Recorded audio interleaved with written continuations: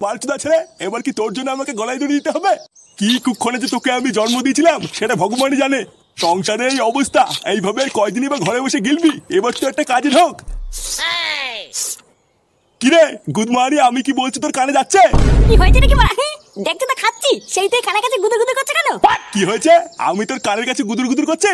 ভোদারবাল, ঘরে বসে শুয়োরের মতন গদগদ করে আর কয়দিন খাবি? এবার তো একটা কাজে ঢোক, নাকি সারা জীবন ঘরে বসে এইভাবে গেলার ধান্দা করছিস? কাজে দিয়ে ঢুকবো, তা কাজ কোথায় পাবো শুনি? কোথায় পাবি মানে? ঢ্যামলা, তোকে কি ঘরে এসে লোক কাজ দিয়ে যাবে নাকি? এ কি বড়া, তুই এখানে? ফুটো, একটা ভালো কাজ আছে, করবি? এই তো কাজের কথা বলতে না বলতেই কাজ এসে হাজির। তা কি বালের কাজ আছে শুনি? আরে হেভি কাজ, শুধু দোকানের সামনে দাঁড়িয়ে দাঁড়িয়ে খরিদ্দার ডাকতে হবে। বাহ, এ তো খুবই ভালো কাজ, এক জায়গায় দাঁড়িয়ে থাকা। তা মায়না কত করে দেবে রে? তা তো এখনো শুনিনি কাকু, তবে দেখে যা মনে হয় ভালোই দেবে। হাট বড়া, ওইসব বাচাল কাজ আমি করবো না। যত সব বালের কাজের খোঁজ নিয়ে এসছে। কি বলছিস কি রে হুটো, তুই কাজটা করবি না? আরে না, ওইসব বালের খরিদ্দার ডাকার কাজ আমি করবো না, তুই করবি যা।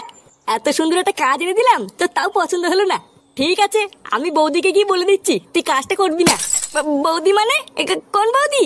আরে পাড়ার মোড়ে নতুন একটা কচি বৌদি চপের দোকান খুলেছে। বৌদি তো আর একা একা অত কাজ পারে না, তাই বলছিল একটা ছেলে নেবে। তা তুই যখন করবি না, তখন তোকে বলে আর কি হবে?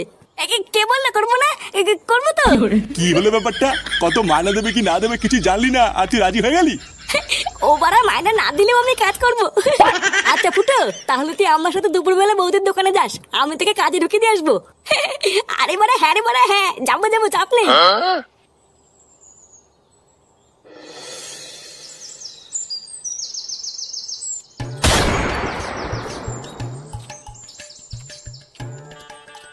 বৌদি, তাহলে বলো আমার কত বিল হলো? তোমার ওই তো দুটো বেগুনি 10 টাকা, আর দুটো আলুর চপ 10 টাকা, 100 টাকা হয়েছে গো। এই রে বৌদি, 100 টাকা খেয়ে ফেললাম।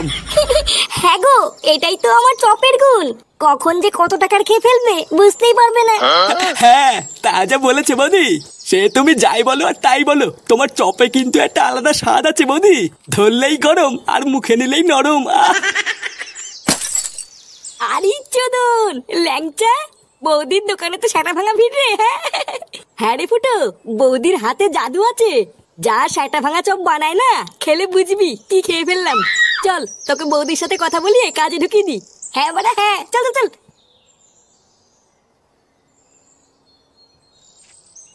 বৌদি, উমা, ল্যাংচা ঠাকুর পুজে গরম গরম চপ খাবে? চপ দেবো?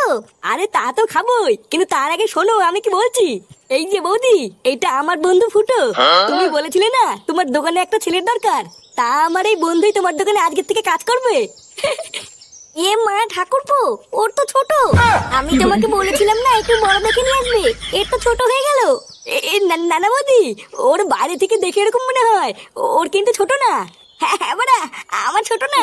ও তাই? আচ্ছা ঠিক আছে, তুমি কালকের থেকে কাজে চলে এসো। আর হ্যাঁ, একদিনও বাদ দেবে না কিন্তু। না না বৌদি, বাদ দেবো কেন? তুমি দোকান না খুললেও আমি চলে আসবো।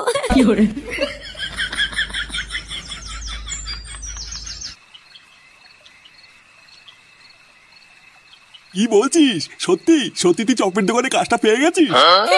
হ্যাঁ গো বাবা, আমি সত্যি কাজটা পেয়ে গেছি। আর জানো, চপের দোকানে ওরে ভিড়, মনে হচ্ছে পুরো গ্রামটাই যেন চপ খেতে এসছে। আর আমাকে দেখার সাথে সাথেই বৌদির খুব পছন্দ হয়েছে, বললো কাল থেকেই কাজে চলে এসো। দেখেছো তো গিন্নি, আমি বলেছিলাম না আমার ফুটো ঠিক একদিন কিছু একটা করবে। বাল করবে? বালা ওই দোকানটা এক পেতে ভালো না, শুধু লোকে পোঙা মেলে খায়। এইসব তুমি কি বলছো দাদু ভাই? জানো দাদু, আমি কালকে ওই দোকানটায় চপ খেতে গেছিলাম। আমি শুধু একটা 5 টাকার চপ খেয়েছি, আর আমাকে বলে কিনা 20 টাকা দে। লেওলা মাগি তো ভেবেছি আমি মূর্খ, আমি কিছু বুঝি না। হায় হায় হায় হায়, এ তো জচ্চুরি। একটা এইটুকু বাচ্চাকে পর্যন্ত ঠকিয়ে নিচ্ছে, এ কেমন দোকান রে? কই না তো, ফাটা মিথ্যে কথা বলছে। আমি আজকে কি দেখে আসলাম না? আর যদি লোক ঠকাতো তাহলে কি দোকানে এত ভিড় হতো নাকি? আমি মিথ্যে কথা বলছি তাই না? যাও কাজে দাও, দেবে না পোঙা মেলে। কি জানি কে মিথ্যা বলছে কে সত্যি বলছে কিছুই তো বুঝতে পারছি না। তবে যাই হোক, একটু সাবধানে কাজবাজ করিস, আর সময় হলে মায়নাটা চেয়ে নিস। আচ্ছা বাবা, ঠিক আছে।